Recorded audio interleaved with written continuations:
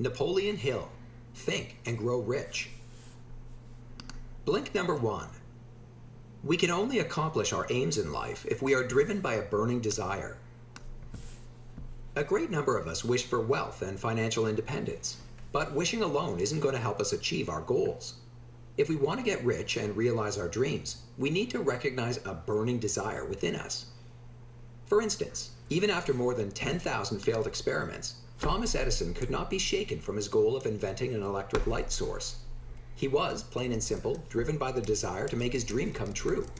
And after years of hard work, he did just that when he invented the light bulb. Writer Fannie Hurst had a similar experience. She had to suffer over 36 rejections before a single one of her short stories was published in a newspaper. From then on, her career as a successful novelist and playwright took off. Her burning desire had proven stronger than the frustration she felt about being rejected, and she ultimately met with success. So it's essential for those of us who want to be successful to examine our own personal attitude towards setting our goals and dreams. How do we feel about our goals and dreams? Are they only castles in the sky? Or is our burning desire strong enough to make them come true one day?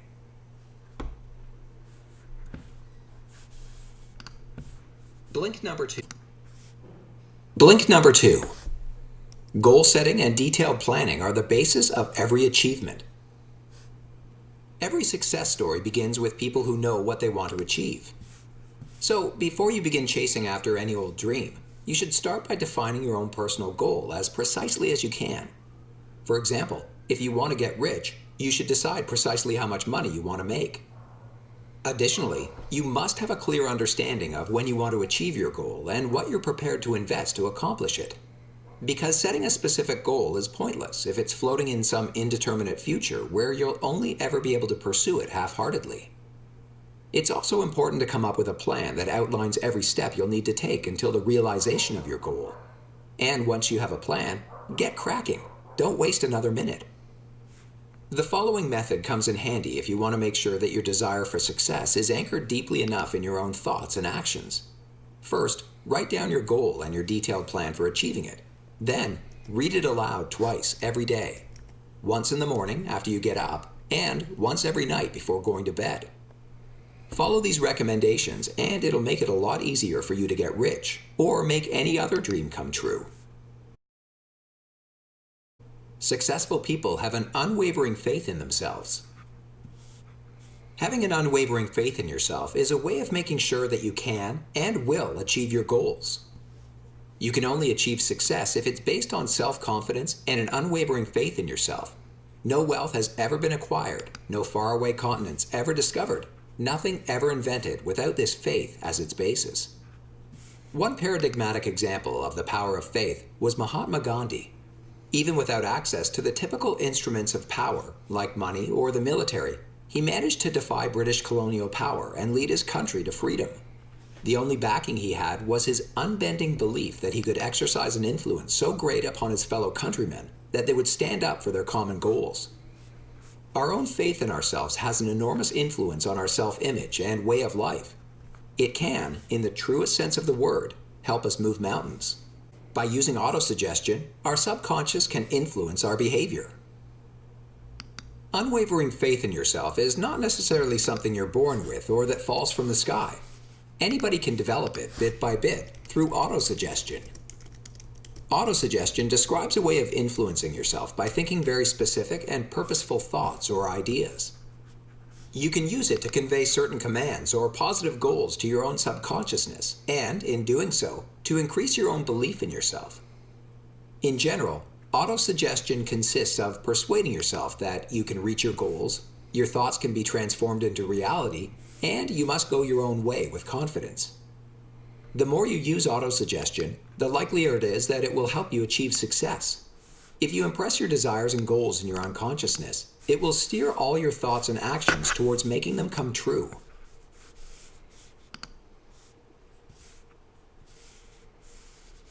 Blink number 5. Knowledge is power, but it doesn't have to be what you learned in school.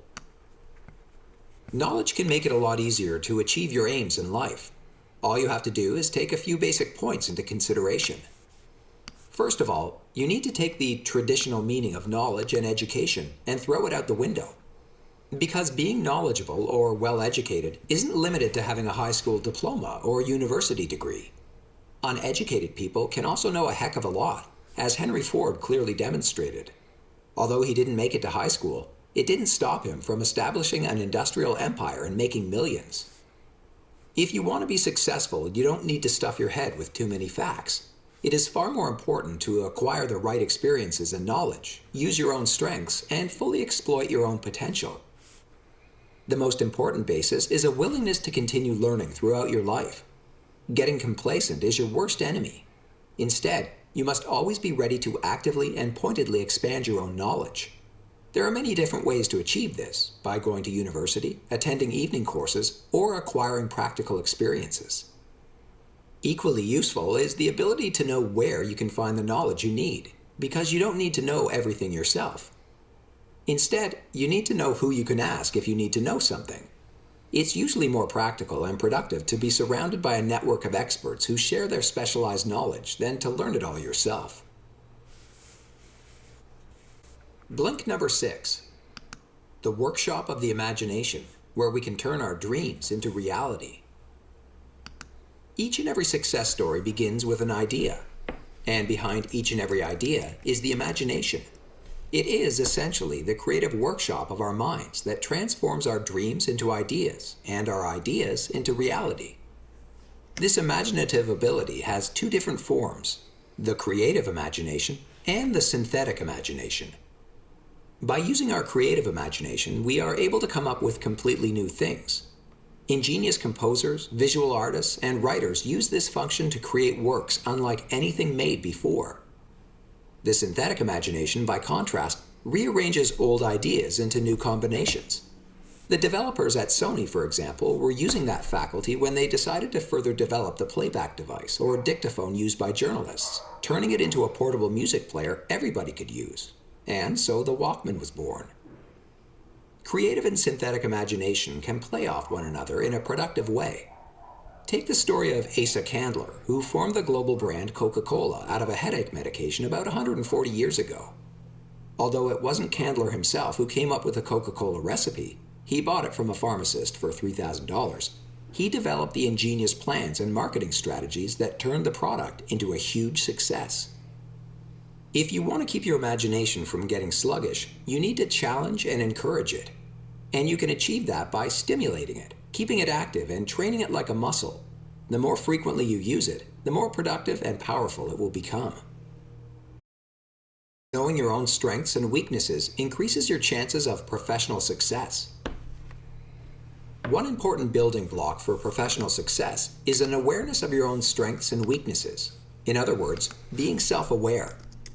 Since things like having vague goals, lacking ambition, procrastinating, and lacking resolve are common reasons for failure, self-awareness can help to constructively take action against these weaknesses, or at least to balance them out with your strengths. In order to be able to figure out exactly what your strengths and weaknesses are, it's advisable to perform a thorough and honest self-analysis. Don't worry, this doesn't require going to a psychologist. It's more than enough if you go through a checklist of questions, which should include: have I achieved my aim for this year? Was I always friendly, courteous, and cooperative? Did I make all decisions promptly and firmly? Then you should compare your subjective self-analysis with somebody else's objective evaluation of you. This works best when you sit down with a person who knows you really well to openly and honestly discuss your strengths and weaknesses. Positive emotions are the key to a successful life and need to be strengthened. Our subconscious receives and stores sensory stimuli, feelings, and thoughts. It saves everything we've ever experienced, regardless of whether it was positive or negative. But saving information alone isn't all there is to it. Our subconscious is also constantly exercising its influence on our actions. It can shape us positively, endowing us with strength and enterprise, but it can also shape us negatively, misleading us into despondency and pessimism. And so, if we want our subconscious to help us realize our desires and goals, we have to make sure that positive feelings play a leading role in our lives. We must therefore feed our subconscious positive things, because if we do, it will act as a helpful and constructive guide. But if we allow ourselves to feel too many negative sensations, such as rage, hate, a desire for revenge, or pessimism, the very opposite will occur. That's why you've taken a huge step when in everyday life you're able to, for example, avoid contact with doomsaying windbags and pay no heed to their discouraging remarks. Instead, you should make it a point to increase all positive impulses, such as enthusiasm and love. That's the only way you'll end up developing a positive mentality in the long term. Successful people are remarkable for their determination and steadfastness. The analysis of over 25,000 life stories of people who failed to achieve professional success shows that a lack of determination is the main reason for their failure. The analysis of the success stories of multimillionaires revealed, by contrast, that they all had two characteristics in common. They were used to making split-second decisions, and once they made them, they stood firmly behind their decisions.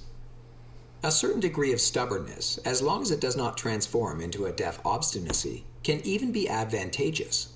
Henry Ford, in particular, was known to stick to his decisions for a long time. For example, many people advised him to replace his famous, but not terribly beautiful, Model T with a new model. But he held on to the car for a long time, and was thus able to continue bringing in sizable profits with it. Opinions are cheap. Everybody has one, and most people want to dispense them. In order to avoid running into the danger of negative influences and straining your own steadfastness, it makes sense to offer others as few opportunities as possible to express their critical opinions. People who are disheartened, in particular, should therefore keep their plans and intentions to themselves and not confide in anybody else, except for the members of their hand-picked team or trustworthy outsiders. Only the persistent will succeed.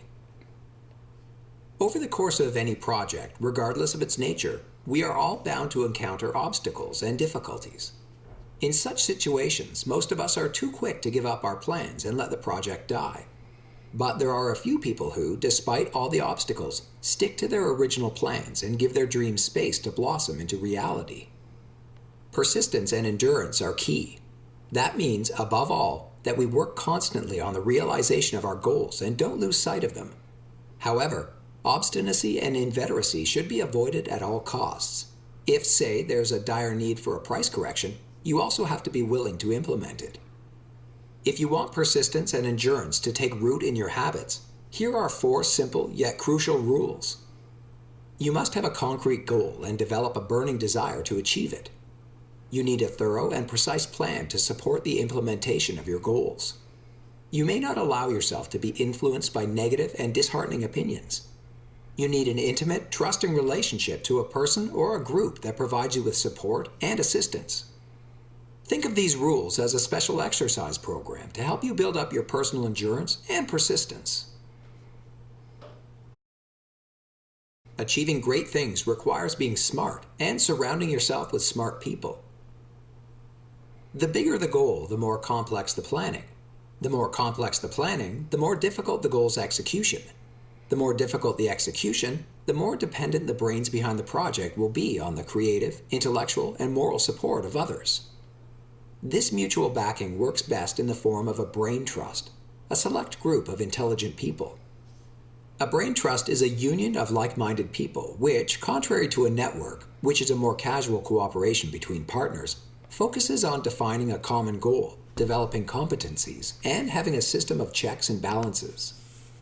The most important principle of a brain trust is its synergistic effect.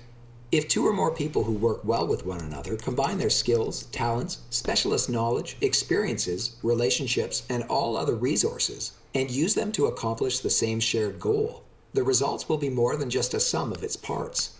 It's a surplus with which you can achieve things you could have never achieved alone.